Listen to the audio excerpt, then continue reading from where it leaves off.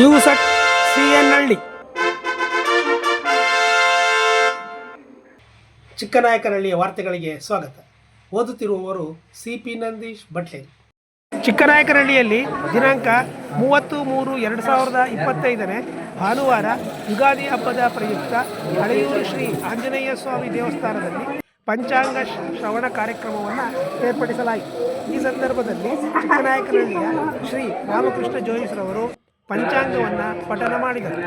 ಈ ಒಂದು ಸಮಾರಂಭದಲ್ಲಿ ಚಿಕ್ಕನಾಯಕನಹಳ್ಳಿಯ ಅಪಾರ ಸಂಖ್ಯೆಯ ಭಕ್ತಾದಿಗಳು ಭಾಗವಹಿಸಿ ಕಾರ್ಯಕ್ರಮವನ್ನು ಯಶಸ್ವಿಗೊಳಿಸಿದರು. ಈ ಸಂದರ್ಭದಲ್ಲಿ ಶ್ರೀ ರಾಮಕೃಷ್ಣ ಜೋಯಿಸ್ರವರು ಪಂಚಾಂಗವನ್ನು ಪಠನ ಮಾಡುತ್ತಾ ಈ ವರ್ಷದ ಮಳೆಯ ವಿಚಾರ, ಬೆಳೆಯ ವಿಚಾರ, ಗಾಳಿಯ ವಿಚಾರ, ಗ್ರಹಣಗಳ ವಿಚಾರ ಮತ್ತು 12 ರಾಶಿಗಳ ಆದಾಯ, ವೆಚ್ಚ, ಆರೋಗ್ಯ, ಅನಾರೋಗ್ಯ ಮತ್ತು ತೊಂದರೆಗಳ ಬಗ್ಗೆ ವಿವರಿಸಿದರು.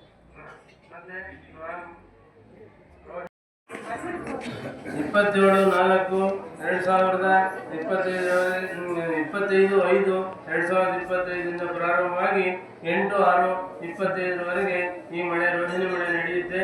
ಈ ಮಳೆಯಲ್ಲಿ ರವಿ ಮಧ್ಯೆ ದೋಷ ಇದೆ, ಸಿಂಹ ಅಂಗಾರಕ ದೋಷ ಇದೆ, ಗ್ರಹಗಳ ವಾಸ, ದಹನ ನಾಡಿ ಸಂಚಾರ ಇವೆಲ್ಲವೂ ಕೂಡ ಬಹಳ ನಕ್ಷತ್ರ ಯೋಗ ಚೆನ್ನಾಗಿಲ್ಲ. ಹಾಗಾಗಿ ಎಲ್ಲವೂ ಕೂಡ ಒಂದು ಮಳೆಗೆ ತೊಂದರೆ ಉಂಟಾಗ್ತಕ್ಕಂಥ ಅವಕಾಶಗಳು ಜಾಸ್ತಿ ಆಗಿದೆ. ಆದರೂ ಕೂಡ ಒಂದು ತಟದಲ್ಲಿ ಒಂದು ಪತನ ಉಂಟಾಗುತ್ತೆ, ಸಮುದ್ರದಲ್ಲಿ ಪತನ ಉಂಟಾಗುತ್ತೆ. ಹಾಗಾಗಿ ಒಂದು 1ನೇ ಪಾದ 2ನೇ ಪಾದದಲ್ಲಿ ಸ್ವಲ್ಪ ಮಳೆ ಬರ್ತಕ್ಕಂಥ ಅವಕಾಶಗಳು, 2 ಮತ್ತು 4ನೇ ಪಾದದಲ್ಲಿ ಚೆನ್ನಾಗಿ ಮಳೆ ಬರ್ತಕ್ಕಂತಹ ಅವಕಾಶಗಳನ್ನು ನಾವು ಇಲ್ಲಿ ಕಾಣಬಹುದು. 2 ಪಾದದಲ್ಲಿ 2 ಪಾದ ಜಲಲಗ್ನದಲ್ಲಿ ಹುಟ್ಟತಕ್ಕಂಥವಾಗಿ ಆಗಿದೆ. ಸ್ವಲ್ಪ ಮಳೆಗೆ ಅವಕಾಶಗಳನ್ನ ನಾವು ಕಾಣಬಹುದಾಗಿದೆ. ಈ ಒಂದು ಅವಕಾಶಗಳು 20 ಮೇ ತಿಂಗಳ 26, 27, 30, 31 ಮತ್ತು 1ರಿಂದ 5ನೇ ತಾರೀಕಿನೊಳಗಡೆ ಇಲ್ಲಿ ಒಂದು ಉತ್ತಮವಾದಂತಹ ಮಳೆ ಬರೋದಕ್ಕೆ ಅವಕಾಶಗಳನ್ನ ಹೇಳಿದ್ದಾರೆ. ರೋಹಿಣಿ ಮಳೆ ಸ್ವಲ್ಪ ಚೆನ್ನಾಗಿ ಬರ್ತಕ್ಕಂಥ ಅವಕಾಶ. ಅದಕ್ಕಿಂತ ಮುಂದೆ ಮಳೆ ಮೃಗಶಿರ ಮಳೆ ಬರುತ್ತೆ. ಆ ಮೃಗಶಿರ ಮಳೆ ಈ ವರ್ಷದಲ್ಲಿ ಬಹಳ ಕೈ ಕೊಡ್ತಕ್ಕಂಥ ಅವಕಾಶಗಳು ಜಾಸ್ತಿ ಆಗಿದೆ. ಹಾಗಾಗಿ ಮೃಗಶಿರ ಮಳೆ ಈ ವರ್ಷ ಬರೋದು ಕಷ್ಟ.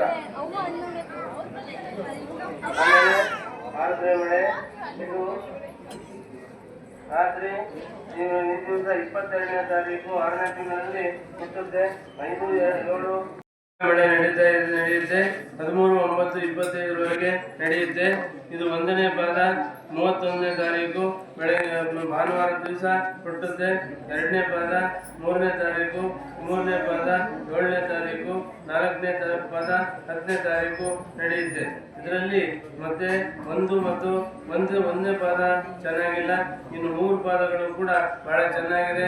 ಹಾಗಾಗಿ 3 ಎಲ್ಲ ಪಾದಗಳು ಕೂಡ ಜಲಲಗ್ನದಲ್ಲಿ ಹುಟ್ಟೋದ್ರಿಂದ ತುಂಬಾ ಒಳ್ಳೆಯ ಒಂದು ಅವಕಾಶಗಳು, ಹುಬ್ಬೆ ಮಳೆಯನ್ನು ಕೂಡ ನಾವು ಕಾಣಬಹುದಾಗಿದೆ. ಇದು ಸಮುದ್ರದಲ್ಲಿ ಪತನ ಉಂಟಾಗುತ್ತೆ. ಚಂದ್ರ ಸೂರ್ಯ ನಕ್ಷತ್ರ ಯೋಗ ಚೆನ್ನಾಗಿದೆ. ಸ್ತ್ರೀ ಕುಂಭ ನಕ್ಷತ್ರ ಯೋಗವೂ ಕೂಡ ಬಹಳ ಚೆನ್ನಾಗಿ ನಡೀತಾ ಇದೆ.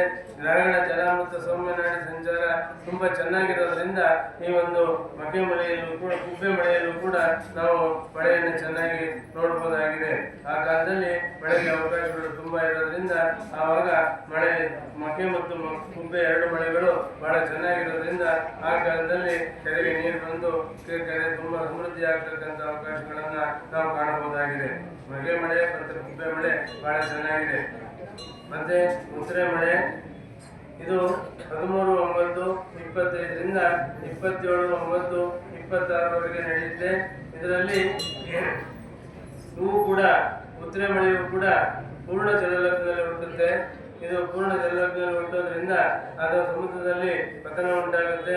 ಅದು ಕೂಡ ಬಹಳ ಚೆನ್ನಾಗಿ ಯೋಗಗಳು ಚೆನ್ನಾಗಿವೆ, ನಕ್ಷತ್ರ ಯೋಗ ಚೆನ್ನಾಗಿದೆ, ಎಲ್ಲವೂ ಚೆನ್ನಾಗಿರೋದ್ರಿಂದ ಈ ಒಂದು ಮಳೆಯಲ್ಲೂ ಕೂಡ ನಾವು ಒಳ್ಳೆ ಉತ್ತಮವಾದಂತಹ ಮಳೆಯನ್ನ ಕಾಣಬಹುದಾಗಿದೆ. 1ನೇ ಪಾದ 14ನೇ ತಾರೀಕು 9ನೇ ತಿಂಗಳಲ್ಲಿ ಬರುತ್ತೆ. 2ನೇ ಪಾದ 17/9/25 ಬರುತ್ತೆ. 3ನೇ ಪಾದ 20/9 ಬರುತ್ತೆ. 4ನೇ ಪಾದ 24/9 ಬರುತ್ತೆ. ಈ ಒಂದು ಎಲ್ಲ ತರದಲ್ಲೂ ಕೂಡ ತೊಂದರೆ ಏನೂ ಇರೋದಿಲ್ಲ. ಹಾಗಾಗಿ ವೃಷಭ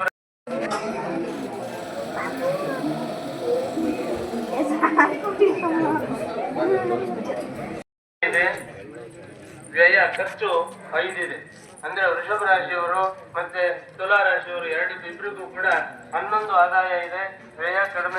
ಚಿಕ್ಕನಾಯಕನಹಳ್ಳಿಯ ಈ ವಾರ್ತೆಗಳು ನಿಮಗೆ ಇಷ್ಟವಾಗಿದ್ದಲ್ಲಿ, ಇಂತಹದೇ ವಾರ್ತೆಗಳನ್ನು ನೀವು ಕೇಳಬೇಕೆಂದಿದ್ದಲ್ಲಿ ದಯವಿಟ್ಟು ನ್ಯೂಸ್@CN ಹಳ್ಳಿ ಚಾನಲನ್ನು ಸಬ್ಸ್ಕ್ರೈಬ್ ಮಾಡ್ಕೊಳ್ಳಿ, ಶೇರ್ ಮಾಡಿ ಮತ್ತು ತಮ್ಮ ಕಾಮೆಂಟ್ಸ್ಗಳನ್ನು ತಿಳಿಸಿ. ಧನ್ಯವಾದ.